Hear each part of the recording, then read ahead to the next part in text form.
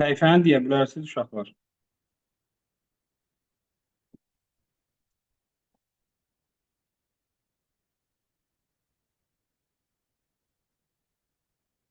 MK'nin dedilər, hə?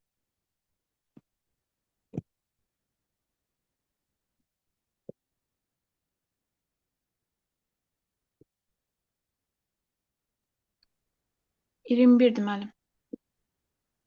Səhifə 21-dir. Bəli.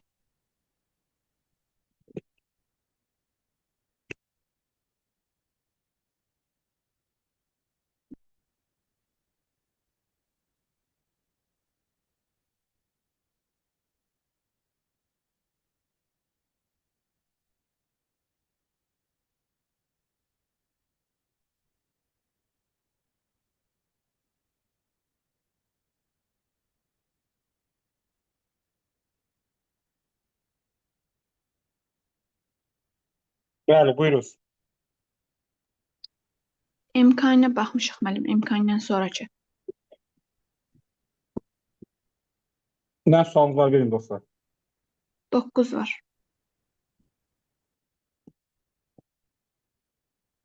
9-cu suala baxacağıq. Ekranı görə bilirsiniz də normal. Bəli. Deməli yazılıb ki, verilmiş kütləli ideal qaz eyni qədər istilik miqdarı aldıqda hansı prosesdə daha çox iş görər? Deməli, eyni qədər istilik miqdarı alacaq. Bizdən daha çox iş görməmizi istəyir amma. Bizim daha çox iş görməmiz üçün indi termodinamikanın birinci qanunu belədir də, delta U üstə gələnsin A iştirik. Biz istəyiriksə ki, işimiz çox olsun, onda daxili enerjini aradan götürməliyik. Hansı prosesdə daxili enerjinin dəyişməsi sıfıra bərabər olur uşaqlar? İzotermik. İzotermik prosesdə. Deməli, biz izotermik proses axtarmalıyıq. İzotermik genişlənmə olacaq cavab.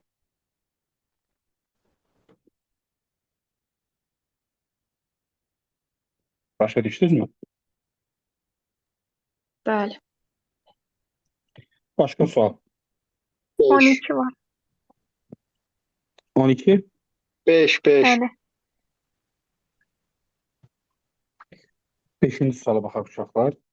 İstilik mühərriki 6 kilojol iş görmüş və soyuducuya 9 kilojol istilik miqdarı vermişdir. Bu mühərrikin faydalı iş əmsalını hesablayın. 6 kilojol iş görmüş deyirsə, deməli iş 6-ya bərabərdir. Soyuducuya verilən istilik miqdarı Q2-dir. İşin də belə bir düsturu var. İş qızdırıcıdan alınan istilik miqdarı ilə soyuducuya verilən istilik miqdarının fərqidir. 6 bərabərdir, Q1 çıxılsın 9-a, Q1 də bərabərdir 15-ə. Faydalı iş əmsalının düsturunu bilənləri bilir. A' bölünsün Q1 vur 100, o da bərabərdir. 6 bölünsün 15, vurulsun 100. Bərabər olacaqdır 40 faizə.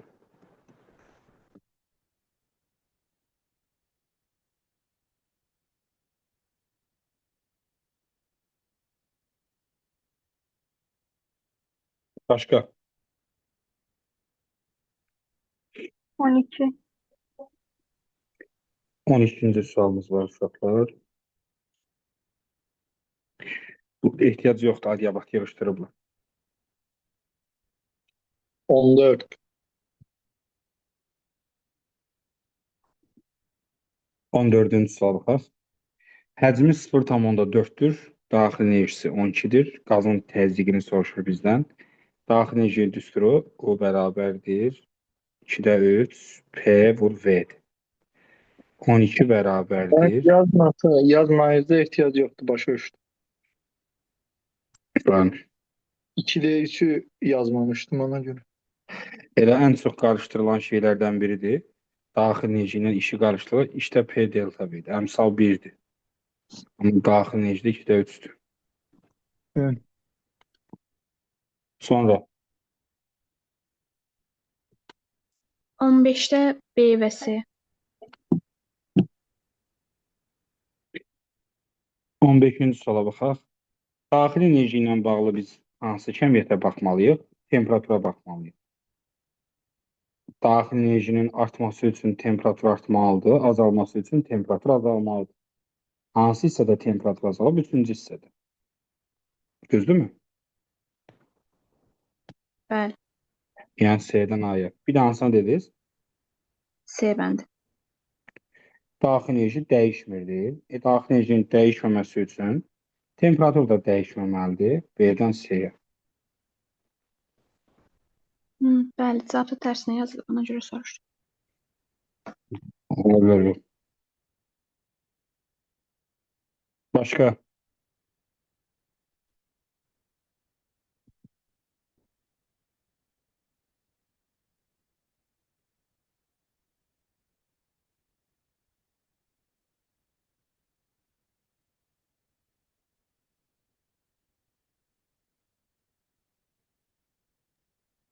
Doqquz. 9-cu sual. Buzun temperaturunun aldığı istilik miqdarından asılı qrafikinə əsasən K nöqtəsinə uyğun istilik miqdarını deyir, zəhmət olmasa hesablayın. K nöqtəsinə uyğun istilik miqdarını hesablamaq üçün biz nə etməliyik? Ərimə birinci burada 210-a qədər nə baş vermişdir? Qızma. Qızma baş vermişdir. Qızma hissəsindən gəlini hesablamağa çalışaq görək bunun kütləsinə qədər. Qızmada düstur nətərdir? Q bərabərdir. M delta T. M delta T'dir. Onda yazaq qiymətləri yerinə. Q-müz 210 bərabərdir. C-ni veriblər 2,1 vurulsun M. Delta T mənfi 50-dən 0-a gəldiyinə görə olacaq 50. Düzdürmü? 210-dan bu yıxılır. M-i 2 kiloqram edir də, düzdür kütlə? Kütləni tapdıq ki, kütlə 2 kiloqramdır. 210 nöqtəsindən K-ya qədər gedənə qədər burada ərimə prosesi baş verib. Ərimə prosesində istilik miqdarının düsturu Q bərabərdir. Lambda vurulsun M-dir. Lambdamız 340 verilib. Kütləni tapmışıq 2. 340-ı 2-yə vuranda neçə eləyəcəkdir? 680. 680 eləyəcək. 680 ola bilməsi üçün, yəni bu xəttin uzunluğunun 680 ola bilir. Çünki buradakı istilik miqdarı 680. K-ya neçə yazmağım lazımdır? 890. Deməli, K nöqtəsinin qiyməti 890 olacaq ki, çıxanda nə versin bizə? 680 versin. 14. 14-cü sual. 13. 13-cü sual. Müəyyən temperaturda həcmi 50 kubmetr olan otaqdakı havanın rütubəti 80%-dir. Su buxarının kütləsi deyil 400 qram olarsa, doyan su buxarının sıxlığını zəhmət olmasa hesablayın. Ümumiyyətlə, sıxlıq birinci doymayan su buxarı, yəni normal mütləq rütubət hesablayaq. Rho bərabərdir M bölünsün V-yə, 400 bölünsün 50-yə. Neçə eləyəcək bu? 8. 8 qram bölünsün kubmetr. Nisbi rütubətin düsturuna görə fi bərabərdir. Rho bölünsün rho 0 vur 100%. Kütlədə kiloqrama çevirməli deyildik. Bu doyan buxarzad suallarında kiloqrama çevrilmir. İndi kodlaşdırmalı sualda onsuz da çevirsəniz də bal kəsməyəcəklər. Kodlaşdırma deyirəm, ətraflı həlli tələb olunan suallarda onsuz da bal kəsilməyəcək. Əgər kodlaşdırma sualı olsa, orada belə bir mötərizə ləğv olunacaq. Sıxlığını mötərizədə qram böl kubmetr ilə hesablayın. Yəni sualın şərtindən sənə onu verəcəklər. Nə ilə hesablamaq lazımdır ki, adətən dediyim kimi doyan doymayan məsələlərində, bu nisbi rütubət məsələlərində qramla hesablaya bilərsiniz. Yəni adətən qramla hesablaya. Çünki su havada kiloqramla su olmaz da, bugün havada bir vedrə su var, elə olmaz da, qramla olar. Yəni indi fini buradan hesablayaq. Daha fini deyirəm. Fin İstəsəz bunu da 80 deməyə veriblər. bilərsiniz. Necə? İstəsəz bunu da deməyə bilərsiniz, başa düşdüm. Əla, buradan rho 0-ı tapırsınız. Lambır yazırsınız. Rho 0 10 eləyirəm deyəsən. Bəli. Sonra neçə buyurdular? 14 dedilər, eləmi? Bəli. Sınaq şüşəsinə tökülmüş 140 qram su spirt lamba nə idi? Lampasının alovunda deyir qaynadılır. Ayrılan istilik miqdarı falan filan deyir, belədir, elədir. Falan kəs peşmeşan. Buxarlandırmaq üçün yandırılan deyir spirtin. İndi bizim baxın bu tipli suallarda əvvəllər topluda da var belə bir işlər sual baxmış olmalıyıq. Burada məqsədimiz nədir? Məqsədimiz spirti yandırmaq, suyu isə qaynatmaqdır. Amma spirti yandıranda 60%, yəni 0,6, yəni spirtin yanmasından alınan istilik miqdarının 0,6 hissəsi nəyə gedəcək? Suyun qaynamasına. Düzdür? İfadəni düz yazdım da, eləmi? İndi Bəli. spirtin yanmasından alınan istilik enerjisi, yanmadan alınan istilik enerjisinin düsturu var. Q bərabərdir, Q vurulsun M. Suyun qaynaması, yəni buxarlanma üçün yazılan düstur var, LM. Yerinə yazar ifadələri. 0,6 vurulsun, Q vurulsun, M spirt bərabərdir. L vurulsun, M su. Eləmi? Eləmi? Yazıb ki, eşidirsən. Yazıb ki, spirtin kütləsini hesablayın. Onda yazıram M spirt bərabərdir. Buradan M spirti çıxardıram. LM su, adam adını oxuyur, LM su. Bölünsün 0,6 vur Q. Ya Allah ey. 2,4 vurulsun. M su 140. 10 üstündə qramdır deyə -3. Zaten qramla istəyirəm şey cavabı. Bölün, burada yazılır kütləsini qramla. Bölünsün 0,6 vurulsun 28. Vaxtımız olanda bunu hesablayayım da bir dənə. Buradan 4. 20. Nə? 20 eləyir deyəsən. 20 eləyir abi şuradan.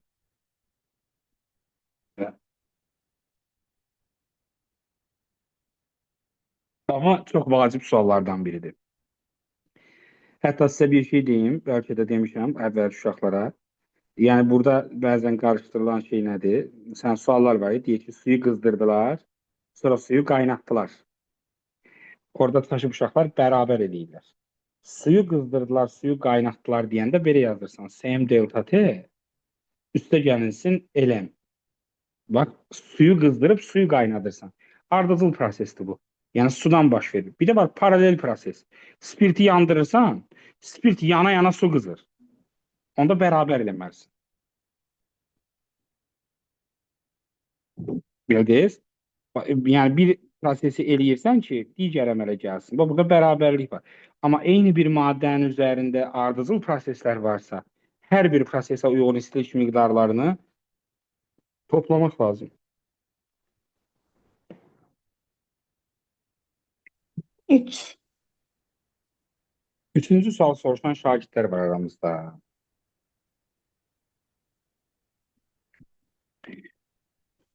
Burada 3. Bəli, müəllim. Nüvənin 3-ünü 16 götürmürük. Deməli yazıb ki, kimyəvi elementlərin dövrü sistemində kükürd 16-cı xanada yerləşir. Kükürd iyonunun və onun nüvəsinin yükünü hesablayın. Bəli, nüvənin yükü 16-dır. Bəs iyonun yükü? İyonun yükü nə tər olacaq? 4 dənə elektron itirmişsənsə, onda müsbət 4 olacaq da. Hə, uyğun cavab yox idi, ona görə soruşdum. Hə, ola bilər cavablarda düzgün verir. Deməli, biz nə tər tapdıq? Yəni 16-cı xanada yerləşdiyinə görə sıra nömrəsi 16-dır, proton sayı 16-dır. Nüvənin yükü 16-dır. Elektronunu itirmiş deyir, itirəndə müsbət olur da. Belə cavab yox da. Hə, bunu yoxlayın. 5. 4. Dördüncü sual. Yazıb ki, nöqtəvi mənfi Q yükünü hansı nöqtədə yerləşdirdikdə çevrənin mərkəzində yeşun intensivlik ən böyük olar? İndi bir dənə müsbət yükümüz burada var. Çevrənin mərkəzində nöqtə götürürəm. Müsbət yükün yaratdığı elektrik sahəsi hansı istiqamətdə yönəlirdi? Özündən gedən. Özündən çıxan, uzaqlaşan. Deməli, bizim intensivlik istiqamətimiz hal-hazırda yuxarı doğrudur. Deyir ki, bir dənə də mənfi yükü deyir, qoyun. Amma mənfi yükü deyir, elə bir yerə qoyun ki, yəni sahənin intensivliyi maksimum olsun. İndi mənfi yükün yaratdığı sahə hara doğrudur? Daxil olan. Özünə tərəfdir də, düzdür? Bəli. Mənfi yükün yaratdığı elektrik sahəsi özünə tərəfdir. Mənim birinci xəttim yuxarıdır. Mənfi yükü hara qoyum ki, yenə yuxarı olsun? Üçə. Mənfi yükü aparıb 3 nöqtəsinin üstünə qoysam, mənfi verilən nöqtədə özünə tərəfdir. Əvvəlki intensivlik vektoru ilə yeni vektor üst-üstə düşəcək. Ona görə də intensivliklər güclənəcəkdə sahənin intensivliyi toplanacaq. Deməli, 3 nöqtəsinə qoymaq ən məntiqli iş olacaq. Yəni,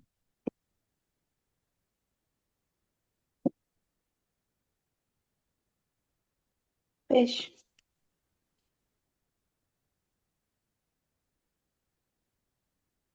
5-ci sual. Bu nə də? 5-ci sualda deməli, potensial 9 olan, hə, səttəki potensial yazdı. Bu nə? Sizdə də görünmür? Xeyr müəllim, görünmür. Elə ona görə soruşdum. Deməli, potensial 9 volt. Bu yəqin ki, səttədir də. Səttə potensial 9 volt. Səttdən radial istiqamətdə alsın. Yəni, belə fikirləşin də. Bir dənə kürədir elə bilir ki, bu belə. Müəyyən bir radiusu var. Radiusuna deyək R. Düzdür? Radial istiqamətdə radius boyunca deməkdir. Yəni, radius boyunca 6 sm uzağa gedirəm. Burada 6 yazıram. Buradakı potensialımızı veriblər bizə 3, səttəkini veriblər 6. İndi sətt üçün yazaq. Sətt üçün. Sətt üçün potensialın düsturunu yazsam nə olacaq? K2 böl R. R. Düzdür? 6 sm məsafədə bəs toplam məsafə nə qədər olacaq? R plus 6. Fi bərabərdir. K2 bölünsün R plus 6 əla. İndi deyir ki, səttə 9-dur. Yəni, bu ifadə 9-dur. Düzdürmü? Bu da 3-dür. R çıxır oradan. K2-yə 9 R yaza bilərəm. Onda burada K2 nəyə bərabərdir? 9 R. Gətirib burada 9 R yazıram. 9 R bölünsün R plus 6 bərabərdir 3-lər. Yuqarının 3 R də bərabərdir R plus 6-ya. 2 R bərabərdir 6-ya. R də bərabərdir 3-ə. Demək, radius 3-ymiş. Maraqlı sual da. Burada müəllim, radial istiqamət deyəndə çevrənin mərkəzindən 6 sm götürürük. Burada yazılır da özü. Səttdən. Səttdən radial istiqamət bizə nə deməkdir? Səttdən. Yəni, məsələn, belə yox da, belə yox. Səttdən radial istiqamətində, yəni çevrənin mərkəzi ilə o xətti birləşdirməlisən. Radius boyunca. Bildiniz? Yəni, radial sözü sizə gələcəkdə də lazım olacaq. Yəni, məsələn, bir çevrədir.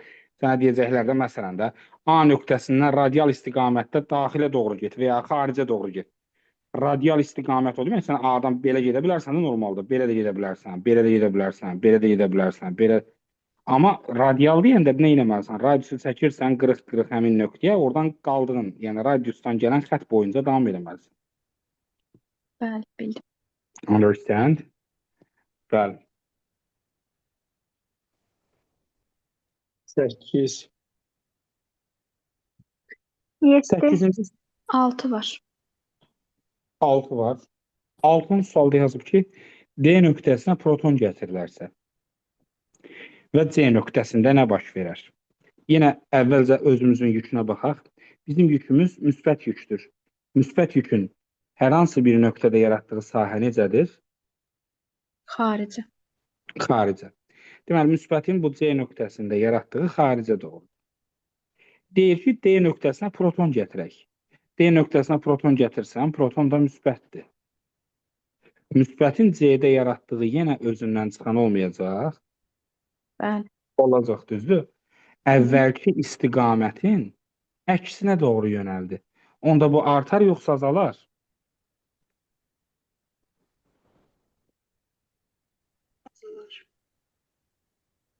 Hə? İntensivli yazılar. Bax sağa doğru oldu. Bayaqki intensivlik. İkincinin intensivlik sola doğru oldu. Deməli intensivlik yekun olaraq nə elədi? Azaldı. İntensivlik belə. İndi potensiala baxırıq. Potensial necə kəmiyyətdir? Skalyar. Skalyar kəmiyyət. Skalyar olduğuna görə siz əgər müsbət bir şey gətirirsə, bir ədədin üstünə müsbət gəlsəniz, həmin ədəd artarmı, azalarmı? Artar. Artar. Deməli, potensial üçün fikir verirsiniz. Potensial skalyardır deyə istiqamətə baxmadıq heç. Heç istiqamət bizi maraqlandırmadı. Orada intensivlik niyə artdı dediniz? Ya azaldı məsələn? Nəyə əsasən baxırsınız? İntensivlik üçün istiqamətə baxırıq. Bu müsbət yükü görürsən burada. Bəli. Müsbət yükün yaratdığı sahə hara doğrudur? Xaricə. Deməli, C nöqtəsində olacaq, sağa doğru. Düzdür? Bəli. D nöqtəsinə proton gətirirəm. Proton da müsbətdir. Müsbətin O da bu C xaricə. nöqtəsini yaratdığı yenə xaricə. Sola olmayacaq. Bəli. Bizim sahəmiz sağa doğruydu, indi oldu sola doğru. Deməli, belə çıxır ki, intensivlik nə edəcəkdir?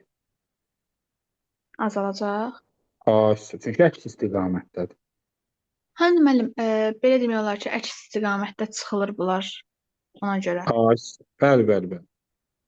Əks istiqamətdə çıxılır bunlar deyəndə, yəni bütün vektorlar elədir də. İki vektor superpozisiya Bəli, bəli. deyilsə, iki vektor eyni istiqamətdə olanda toplanır, əks olanda çıxılır. Bəli, Ona görə də burada belədir. bəli, bildim. Sonra nəsə demişdilər? 7 dedilər deyəsən. 7-ci sual soruşdular, eləmi? Bəli, müəllim. 7-ci sualda eyni sapdan asılmış kürələr deyir tarazlıqdadır. İplərin gərilmə qüvvələrini zəhmət olmasa müqayisə edin. Birinci hala baxırıq. Birinci halda gördüyünüz kimi burada elektrik sahəsi yoxdur. Yalnız ağırlıq qüvvəsi var. Ona görə birinci hal üçün gərilmə qüvvəsi cismi aşağı dartan ağırlıq qüvvəsinə bərabərdir. Keçək ikinci şəklimizə. İkinci şəklimizə keçəndə elektrik sahəsini görürsünüz də qüvvə xətləri. Elektrik sahəsi hamımız bilirik ki, müsbətdən gedir hara? Mənfiyə. Açsın. Bizim yükümüzü də müsbət veriblər. Müsbət hara getmək istəyər? Mənfiyə. Mənfiyə. Deməli, bunun ağırlığı da aşağıdır. Ağırlıq həmişə aşağıdır.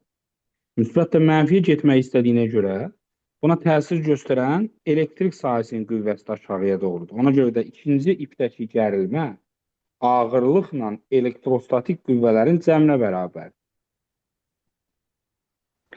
Gəlirəm üçüncüyə. Üçüncüdə yenə elektrik sahəsi var. Buraya yazıram müsbət, aşağı yazıram mənfi. Burada da yükümüz mənfi. Mənfi hara getmək istəyər? Müsbətə. Onda buna təsir göstərən qüvvə olacaq, elektrik qüvvəsi olacaq. Yuxarı. Ağırlıq hara doğrudur? Aşağı. Onda mən bunları nə edəcəm? Çıxarıq. Fərqi. Çıxarım. MJ çıxılsın Q-yə. Qalanı riyaziyyatdır. T1, T2, T3 çox hədlərindən hansı ən böyükdür? T2 böyükdür T1-dən. O da T3-dən. Ağıl olsun. 8.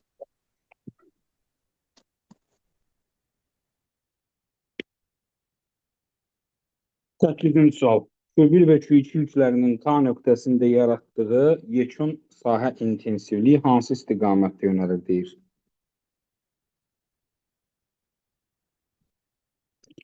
Q1 yükü necə yüktür? Müsbət. Müsbət. Müsbət yükün yaratdığı sahə necə idi? Özündən çıxan. Deməli, birincinin yaratdığı K nöqtəsindəki elektrik sahəsi Y1 sağa doğrudur. Düzdürmü? Bəli. Keçək ikinci yükə. İkinci yükümüz necə yüktür? Müsbət. Müsbət yükün yenə yaratdığı sahə özündən uzaqlaşandır. Onda K nöqtəsində bu da olacaq sola doğru. Y2. Düzdürmü? Bəli. İndi mənə sualı çox qəşəng sual soruşur sualda. Deyir ki, qardaş, K nöqtəsində yekun intensivlik hara doğru yönələcək? Buna qərar vermək üçün mən Y1 ilə Y2-ni müqayisə etməliyəm. Yəni mən bilirəm ki, Y1 Y2-dən böyük olsa sağa doğru olacaq. Y1 ilə Y2 bir-birinə bərabər olsa 0 olacaq. Y1 Y2-dən kiçik olsa onda sola doğru olacaq. Yəni bunu bilirəm. Bu hallara uyğun hansı istiqamətdə olacağını anlayıram. İndi isə baxıram düstura. İntensivliyin düsturu nədir? K Bölərik kvadrat. modulda Q bölünsün R-in kvadratıdır. Yazıb ki, mötərizədə birincinin yükü ikincidən 2 dəfə çoxdur. Yükü 2 dəfə çoxdur. Bax, oxla göstərirəm. Amma məsafə neçə dəfə çoxdur? 2 dəfə. 2 dəfə azdır. Q1-in məsafəsi qadası. Hə, Q1-in çox. məsafəsi 2 dəfə çoxdur. İkisini də düsturda göstərməyə çalışıram. Əgər yük 2 dəfə çoxdursa, intensivlik 2 dəfə çox olmalıdır. Məsafə 2 dəfə çoxdursa, intensivlik nə olmalıdır səncə? 4 dəfə az. 4 dəfə az olmalıdır. 2 dəfə çoxdur, 4 dəfə azdır. Onda Y2 böyükdür. Y2 böyük. Y2 nətər? Yəni Y2 daha böyükdür, düz deyirsən, bəli. Y2 böyüksə hara doğru gedər onda bu? Sola. Halal olsun.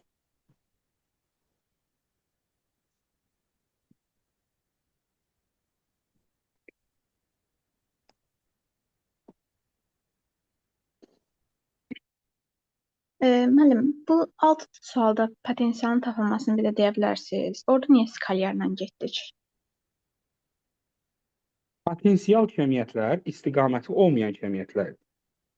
Yəni istiqamətə baxılmaz potensialda. Bir şeyin artıb azaldığını nətər bilə bilərsən? Üstünə müsbət bir şey gələndə artır, mənfi gələndə azalır. Yəni qısacası, sən harasa bir yerə müsbət yük gətirirsənsə, potensial artır. Mənfi gətirsən azalır, vəssalam. İstiqamət yoxdur çünki.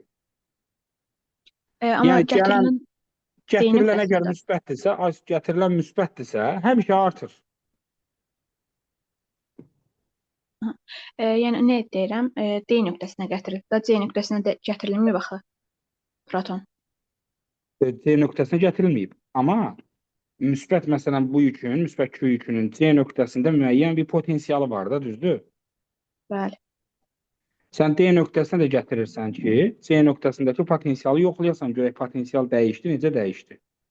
Bəli, təsir edir onda. C nöqtəsindəki potensialı hesablayırıq. Yəni istəsən riyazi olaraq məsələn hesablaya da bilərik. Məsələn deyək ki, bu məsafəyə gəl deyək R1. Buna deyək Q1. C nöqtəsində potensial nə qədər olacaq? Birinci yükün yaratdığı K R. Q1 bölünsün R1. Birinci nöqtədə, birinci nöqtə deyirəm. C nöqtəsində birinci yükün yaratdığı potensial budur. D-yə deyir proton gətir, yazıram. Proton da müsbətdir. Gəl buna deyək Q2. Məsafəsini də deyək R2. C nöqtəsində ikinci yükün yaratdığı potensial olacaq K böl Q2 böl R2. Düzdürmü? Bəli. Sən C nöqtəsində yekun potensialı tapmaq istəyirsən. Yekun potensialı tapmaq üçün fi yekun bərabərdir. Ayrı-ayrı yüklərin potensialları toplanır. Bax, modul yoxdur burada. Nəyi var elə toplanır. Amma hamısı müsbət olduğuna görə K2 1 üstə gəl. K2 bölünsün R2. Bax, bu formada yazılır. Hər şeydə dediyim kimi müsbətdir burada. Mənfi heç bir şey yoxdur. Ona görə də sən bu ifadəni toplayanda aldığın qiymət hər halda bu birinci aldığın ifadədən daha böyük olacaq. Deməli, müsbət bir yük gətirdiyimiz zaman hər zaman potensial artacaq, mənfi yük gətirəndə potensial azalacaq.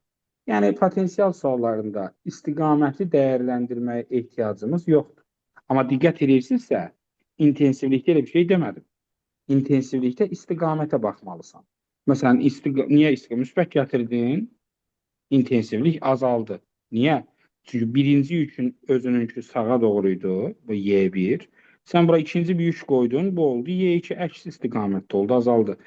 Amma mənfi gətirsəydin nə olardı məsələn? Mənfi gətirsən nə Eyni olacaq? Gəl bax. istiqamətdə olsaydı artacaqdı. Ay, sağ ol. Onda bu birincisi sağa doğru olacaq. Mənfi üçüncü də sağa, onda artacaqdır. Deməli, intensivlik üçün deməli, işarə önəmlidir. Yəni istiqamət olduğuna görə istiqaməti nəzərə almaq lazımdır. Amma potensialda sadəcə işarəsinə baxmaq yetərlidir, vacibdir, lazımdır, fərzdir. Sonra, Bəli, bəli, başa düşdüm. əla. Başqa sual. 11. Neçə? 10. 10-cu suala gəldik uşaqlar. Elektrik sahəsinin yer dəyişməsi zamanı görülən işi zəhmət olmasa hesablayın. Görülən iş potensial enerjinin dəyişməsinin mənfisinə belə bir düsturu var, bilirsiniz. Hətta QU-dur bunun orijinalı. Orijinal deyəndə qısa versiyası. Yerinə yazaq qiymətləri. Zaten variantlar milli ilə veriblər. 2 vurulsun, 12 çıxılsın 4. 2 vur 8 bərabərdir 16. Y variantı.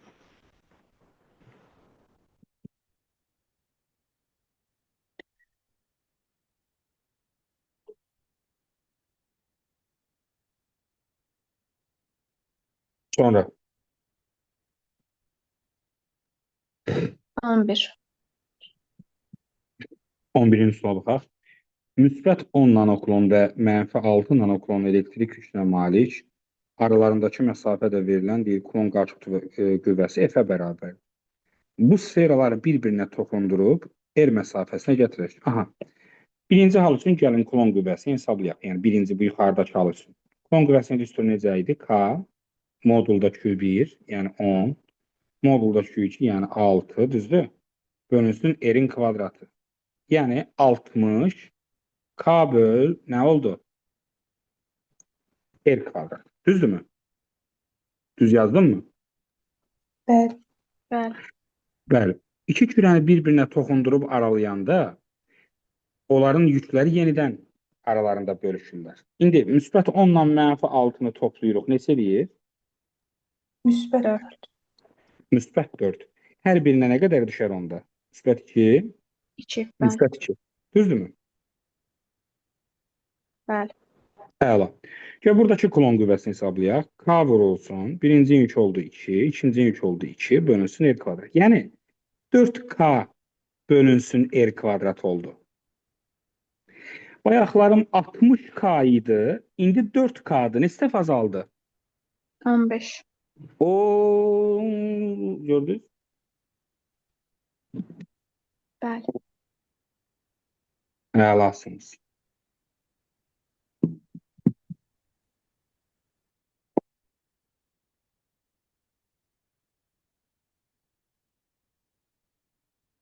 Başqa sual. 12. 12-ci sual. A kürəciyi müsbət, B kürəciyi isə mənfi yüklüdür. Bir-birinə toxundurub araladıqdan sonra hansı yüklər alına bilər? İndi A müsbət, B mənfidir. Deyək ki, müsbət mənfidən çoxdur. Yəni, məsələn, müsbət 10, mənfi 4. Bunları toxundurub aralasan hərəsinə nə qədər düşər? Müsbət 3. 3. Müsbət 3. Müsbət 3, müsbət 3 düzdür? Bəli. Yəni, hər ikisi müsbət ola bilər. Olsun tərsinə, biri olsun mənfi 10, o birisi olsun müsbət 4. Mənfi 3. Mənfi 3, mənfi 3 düşər, düzdürmü? Bəli. Yəni, deməli, ola bilər, hər ikisi olsun mənfi. Bir də var, məsələn, mənfi 10, müsbət 10. Bəs bunları toxundursam nə olur? 0. Ay, sağ ol, 0. Yəni, bu sözü yadda saxla. İki yüklü cisimləri bir-birinə toxunduranda bir cür ala bilərsən. Yəni, ikisi də eyni cür ala bilərsən. Ya ikisi də müsbət olar, ya ikisi də mənfi olar, ya da ikisi də 0 olar. Başqa variant yoxdur. Biri müsbət, biri mənfi, digəri müsbət ola bilməz. Ya ikisi də müsbət olar, yəni eyni olar, ya mənfi olar, ya da 0 olar.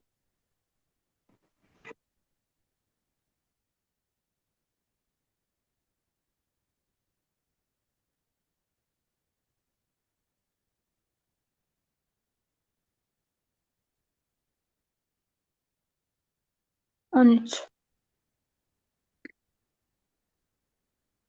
13-cü sualı soruşan insanlar var aramızda. İki metal sferadan deyir, biri müsbət 15'dir, ikincisi mənfi 3'dür. Elə mi?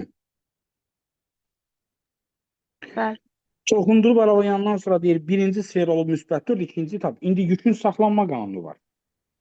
Yükün saxlanma qanununa görə başlanğıcda yük nə qədərdirsə, sonraki yük də o qədər olmalıdır.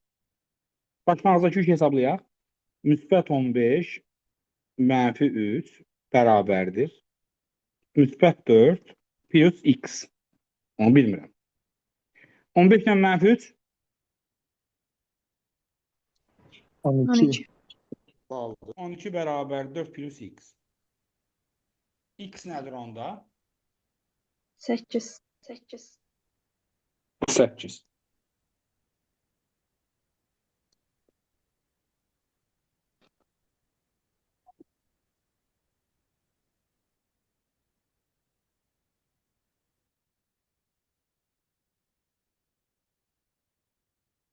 Sonra 14. 14. Bir cins bir elektrik sahəsinin intensivliyinin ədədi qiymətini deyir zəhmət olmasa hesablayın. İntensivliyin düsturunu bilirsiniz. Y bərabərdir. U böl D. D. Yəni fi1 olsun, fi2 bölünsün D. İndi fi1 48'dir. Fi2 12'dir. Bölünsün D. D-ni uşaqlar səhv başa düşür. Bax, D-ni belə götürən uşaqlar görmüşəm. D budur da müəllim. D o deyil. Niyə o deyil bilirsiniz? Çünki bir cins elektrik sahəsində ekvipotensial səthlər var. Ekvipotensial səthlər. Nə deməkdir ekvipotensial səthlər? Yəni elə nöqtələrdir ki, orada potensiallar hər yerdə var. Məsələn, bu xətt görürsünüz. Hər yerdə 12'dir, burada 12'dir, burada 12'dir. Bura 48'dir, burada 48'dir, burada 48'dir. Yəni bu enə olan məsafənin bir önəmi yoxdur. Çünki hər yer 48'dir zaten. Yəni 48 olan bir lövhə var, bir də 12 olan bir lövhə var. Bu lövhələr arasındakı məsafə nə qədərdir? 40. Sağ ol. Yəni məsafəni biz intensivlik xəttinə paralel məsafəyə nəzərdə tuturuq. 40 santimdir, indi biz bunu çevirəndə 0,4 eləyəcək. Bu 36 bölünsün 0,4, o da bərabərdir 90'a.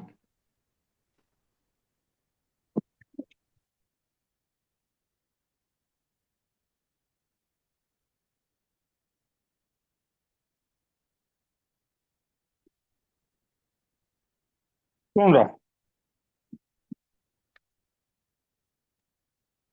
15-ci sualda denəyə baxa bilərsiniz.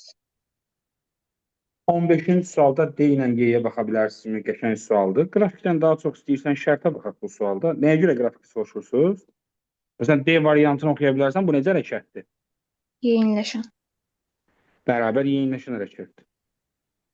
Bəli. Bəli. Y variantı nədir? Bərabər şərtli, düzəltli bərabər şərtli. Bərabər sürətli var.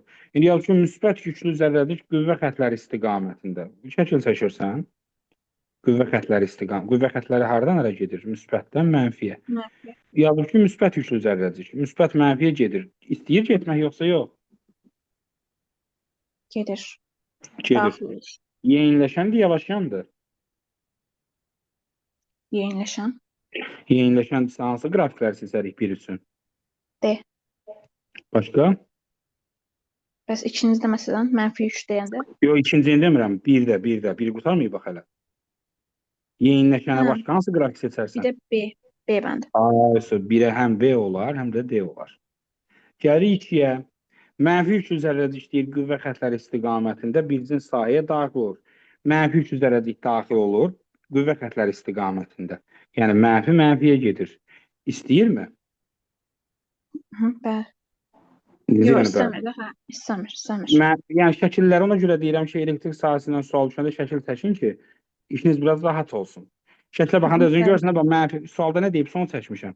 Deyir mənfi elektrik sahəsinin qüvvə xətləri istiqamətində daxil olur. Mənfini istəmir.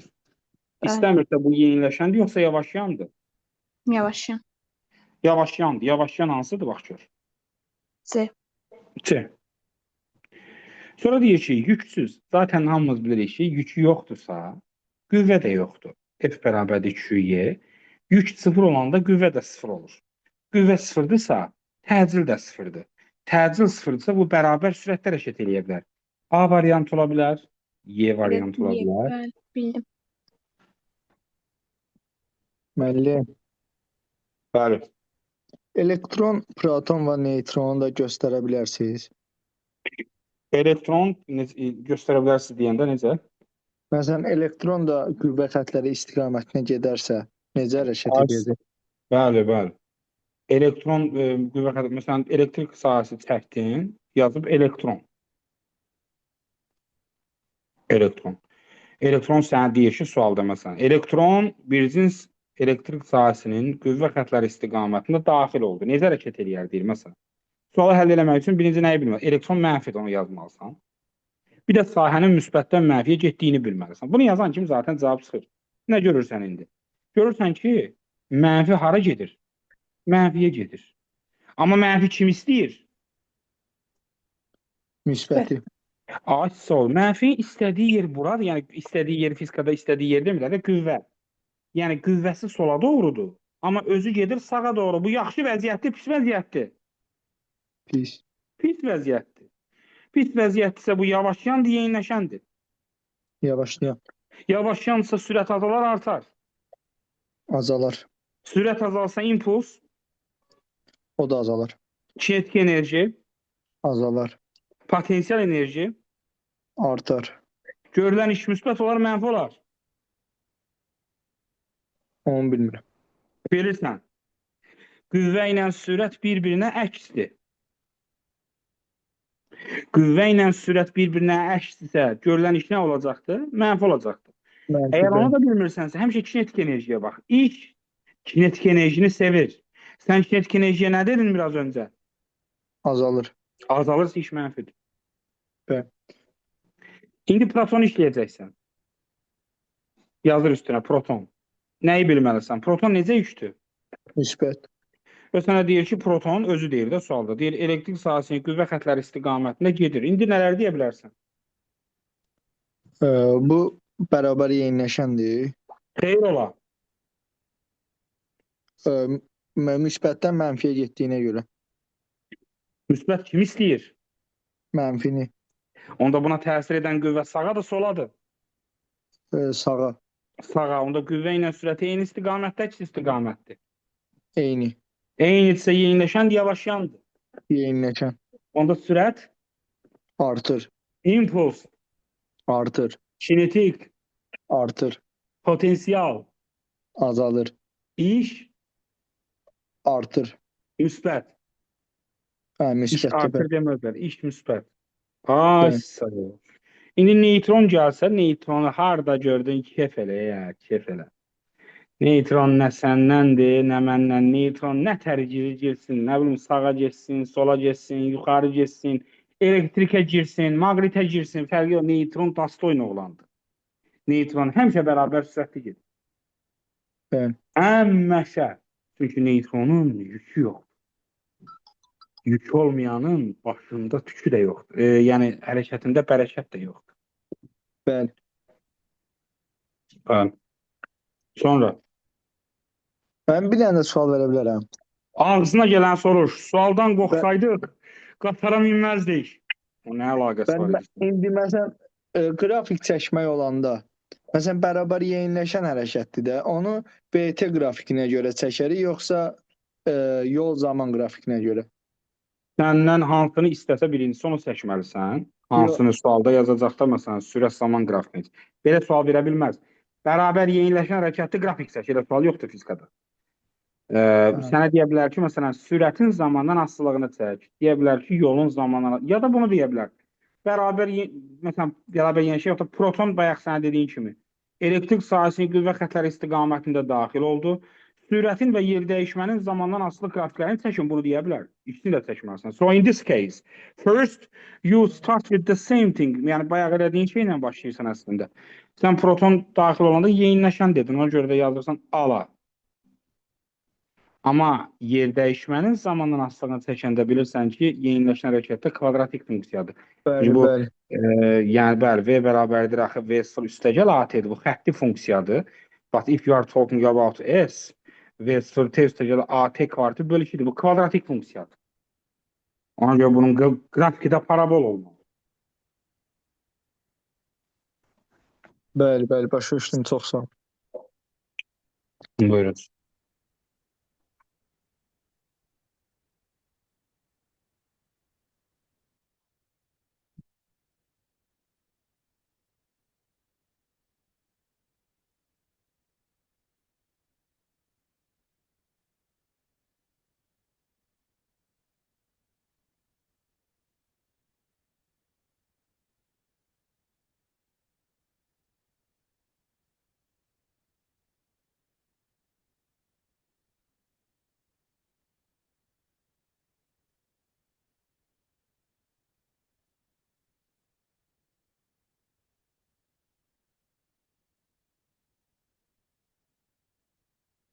Buyurun. Digər Buyurun bölmədə dostum. 9.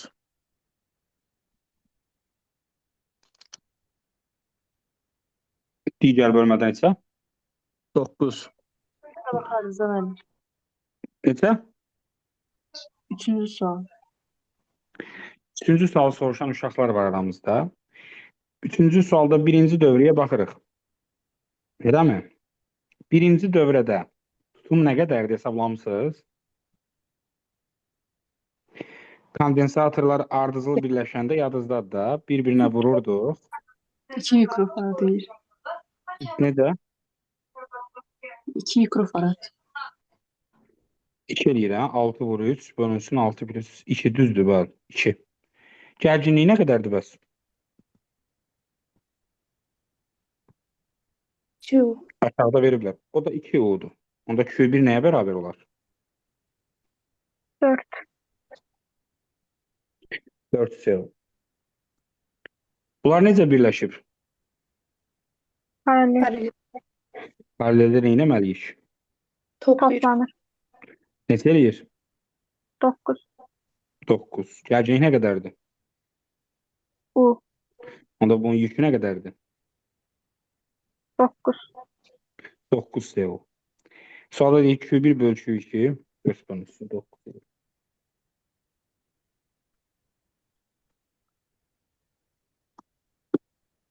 Baxa bilərik müəllim.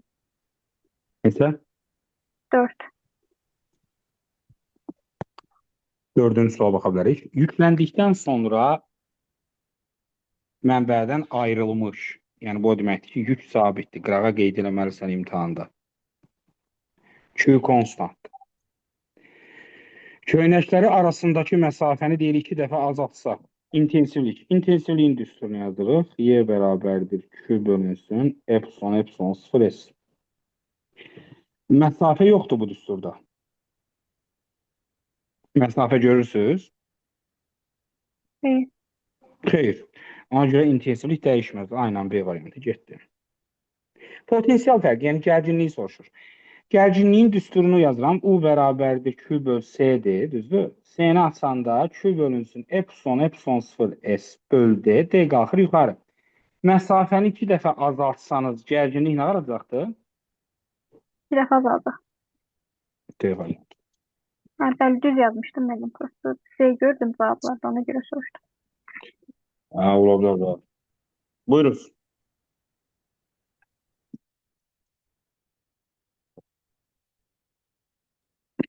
Dokuz. 9. Hasar açıq olduqda voltmetr uşaqlar EHG-ni göstərir. Deməli, EHG 6-dır, qırağa yazmalısın. Açar bağlı olanda gərginliyi göstərir. Bu da U-dur. EHG-yə də 70% verib. Etanı düsturu. U böl epsilon vur 100. EHG deyirəm, eta 70-dir. Gərginliyi istəyir. EHG-miz 6-dır, vurulsun 100. U da bərabərdir. 4,2 volt olacaq, düzgün variant olacaq, Dərbənd toyları.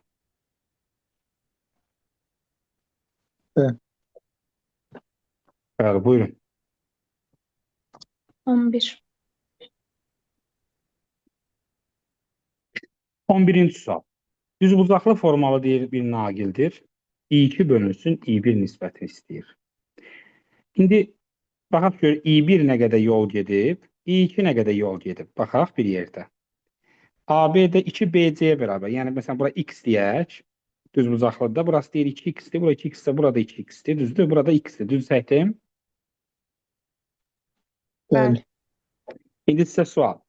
I1, yəni birinci cərəyan naqil A-dan D-yə gedənə qədər nə qədər yol gedib? 5x. Görə bilirsiniz onu dostlar?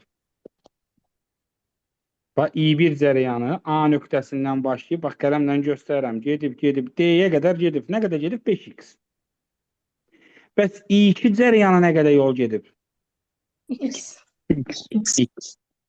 İndi bilənlər bilir ki, cərəyan şiddəti müqavimətlə tərs asıldı. Yəni, R1 bölünsün R2 yazmalıyıq. Müqavimət də, yola niyə baxdım?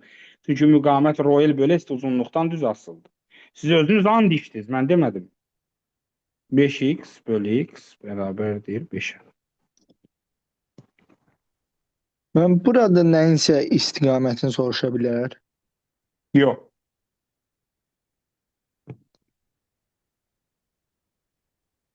Başa.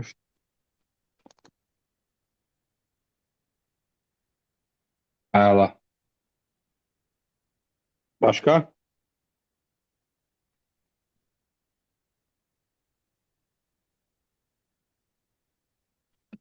On dört. 14-cü sualla bağlı danışaq. Deyir ki, bu necə birləşmədir xanım?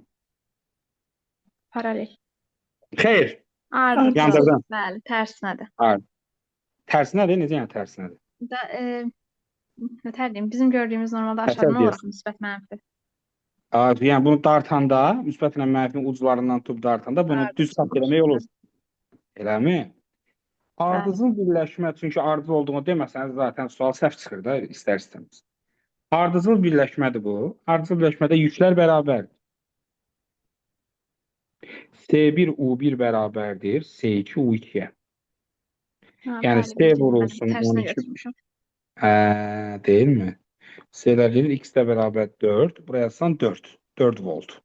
12 volt, 4 volt, yekun 16.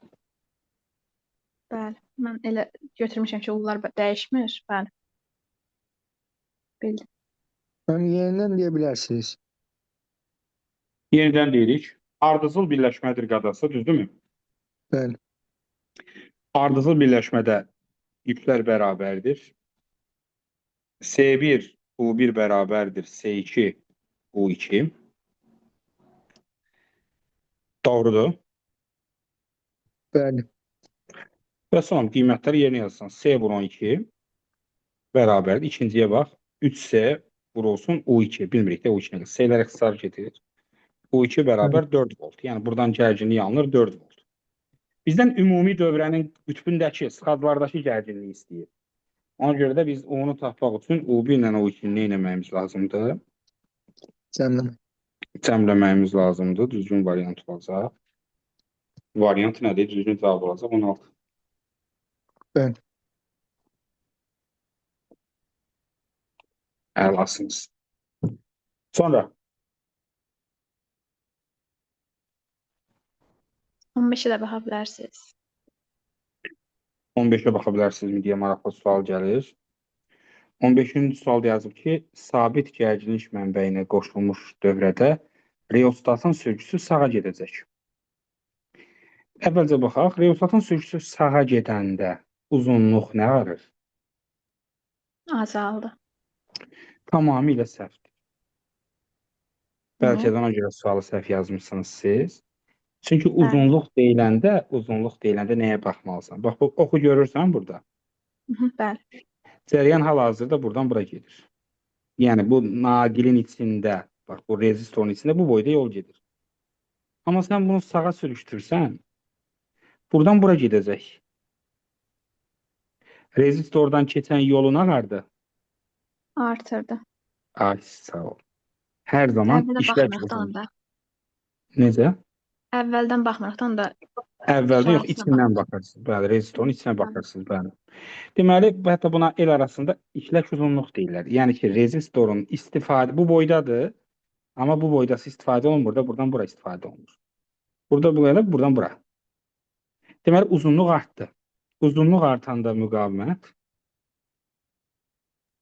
Artdı. Artır. artdı. Müqavimət artır. Bunu burada saxlayaq. Müqavimət artdığına görə, biz yuxarıdan bildik ki, buraya yazmışım, müqavimət artdı, qoy yadda qalsın. Müqavimət artdığına görə cəryan şiddəti nə edəcəkdir? Azalacaq. Azalacaq. Azalacaq. Yəni, buradan keçən A2-nin göstərişi azalacaq. A1 digər qoldadır. Digər qol, yəni paralel birləşmədə, düzdür? O digər paralel birləşmədə birinin o birisinə dəxli yoxdur. Yəni A1-ə nə dəxli var? Ona görə də A1 dəyişməz. Yaxşı, sizə sual. A2 azaldı, A1 dəyişmədi. A necə dəyişər bu A? Azalar. Azalar. Niyə azalar ki? Paraleldə toplayırıq çünki. Bəli, çünki çay kimidir də. Qollardan biri dəyişməyib, digəri azalıb. Onda ümumi ampermetrin göstərişdə nə etməlidir? Azalmalıdır. Onda azalara A2 ilə A gedir də. B ilə D. Düzdürmü? Bəli. A1 ampermetrinin göstərişi dedik dəyişməz. Çünki A1-ə dünya vecinə deyil, A1 o birisi qoldadır. V2 voltmetri, ümumiyyətlə bu paralel birləşmədir. Paralel birləşmədə gərginlik Sabit. sabit. A-nı da zırhıysan bura. Yazıb ki, dövrə hissəsinin ümumi müqaviməti. Müqavimət nə eləmişdi? Artmışdı. Onda Yevlaq toyunu buraya yazasın.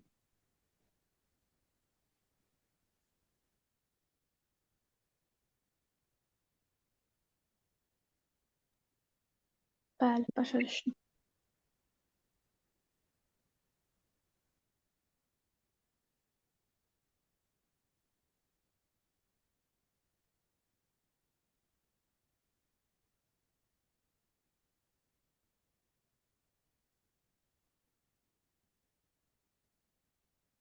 Sonra